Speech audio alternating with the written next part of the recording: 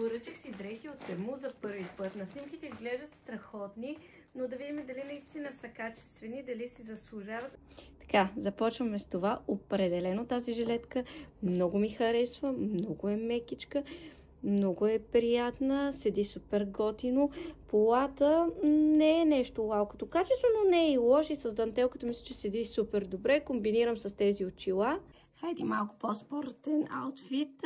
Така, този гащеризон е супер готин. Термо е, много е плътен. Мисля, че беше 24 лева.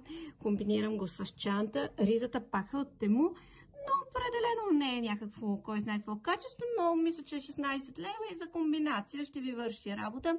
Шапката отново е от Тему. Комбинирам с чехли и спортни чорапи. Допада ли ви? Започваме с поличката.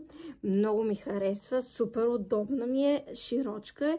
Мисля, че М размер съм взела, за да се ориентирате. Можете, има коланче, може да се върже като панделка. Аз просто си харесвам стил клошар, така по-раздърпано, по-разпасано.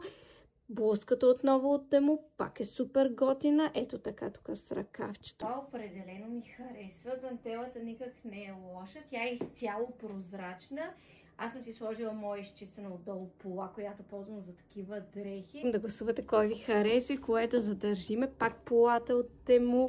Тук е с ластик. Половерчето е мекичко, не е плътно. Ще го комбинирам с тези тигрови очила. Половера от Тему отново съм възхитена. Много ми харесва. Полата по-скоро за мен не. Парцелива, тънка и даже може да видите как прозира. Не е определено, няма да я задържа. Така, половера няма да го коментирам. Казва ви, харесва ми. Така, полата като цяло седи добре и върви с коланче, но имайте на предвид, ако ви допадне, тънка е и определено не е високо качество и няма да издържи много във времето.